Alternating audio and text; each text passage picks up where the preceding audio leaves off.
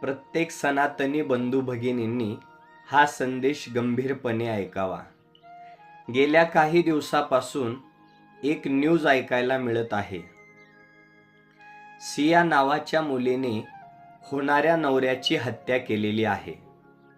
त्याचं कारण तिचं अगोदरच एका मुलावर प्रेम होतं आणि या दोघांनी मिळून सियाच्या होणाऱ्या नवऱ्याची हत्या केली.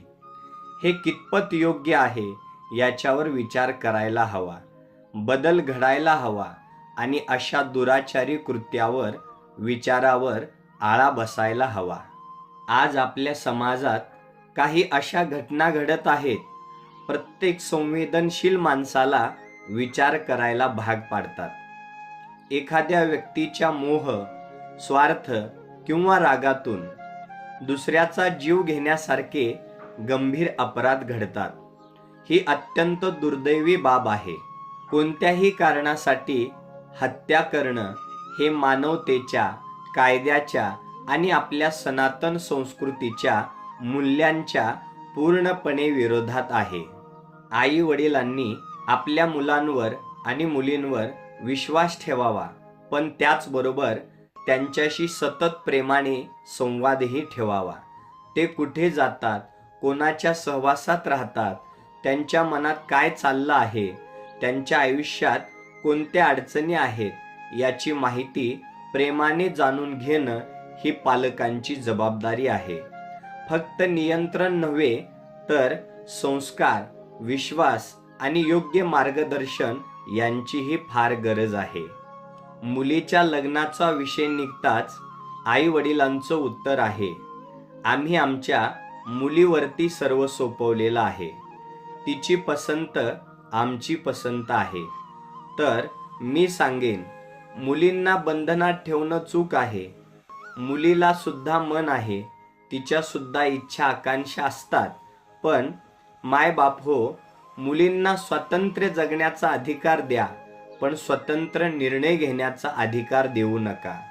मायबापांनो, तुम्ही किती कष्ट सोसून इथपर्यंत आलात या गोष्टीची जाणीव मुला मुलींना करून द्या. आज शिक्षण, सोशल मीडिया आणि आधुनिकतेच्या नावाखाली अनेक गोष्टी आपल्या जीवनात येत आहेत. त्यापैकी प्री वेडिंग शूट ही एक वाढती प्रथा आहे. प्रत्येक प्री वेडिंग चुकीचीच असते असं म्हणणं योग्य नाही, परंतु अनेक ठिकाणी विवाहापूर्वी अशा प्रकारचे चित्रीकरण केले जाते ज्यामध्ये आपल्या संस्कृतीला शोभणार नाहीत अशी दृश्य, अतिजवळीकपणा, दिखाऊपणा आणि केवळ प्रसिद्धीसाठी केलेले वर्तन दिसून येते. अशा गोष्टीमुळे आपणच आपल्या भारतीय संस्कृतीच्या मर्यादा आणि संस्काराचा अनादर करत आहोत. याचा प्रत्येकाने विचार केला पाहिजे. विवाह हा आपल्या संस्कृतीत एक पवित्र संस्कार आहे. त्याचे पावित्र्य, साधेपणा आणि कुटुंबातील वडीलधाऱ्यांचा सन्मान जपणं हीच खरी भारतीय परंपरा आहे. म्हणून केवळ दिखाव्यासाठी किंवा सोशल मीडियावर प्रसिद्धी मिळवण्यासाठी आपल्या संस्कृतीच्या मर्यादा ओलांडणाऱ्या प्रथा आपण टाळल्या पाहिजेत. मुलांनो आणि मुलींनो, क्षणिक आकर्षण, मोह किंवा भावनेच्या भरात असे कोणतेही पाऊल उचलू नका ज्यामुळे स्वतःचे, आपल्या कुटुंबाचे किंवा दुसऱ्या कोणाचे आयुष्य उद्ध्वस्त होईल.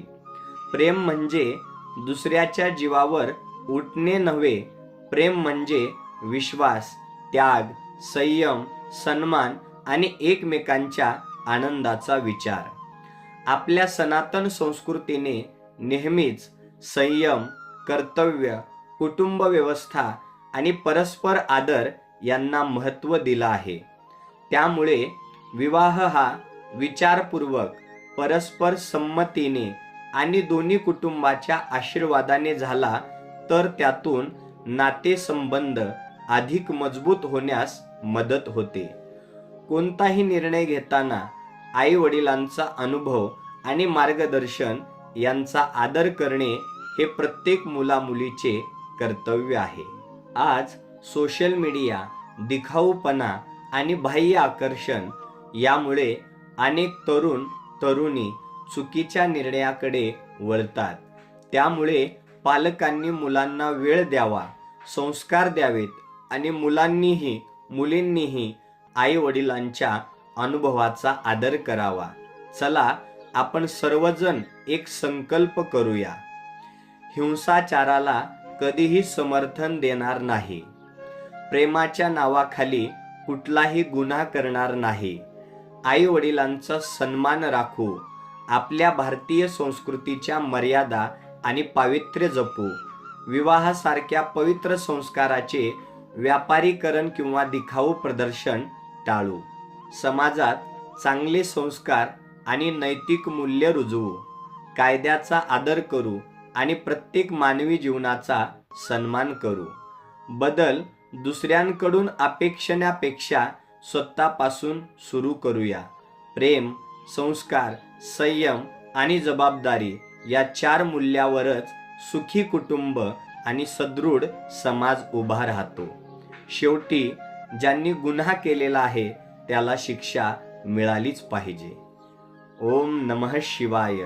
शिव के दास कभी न उदास.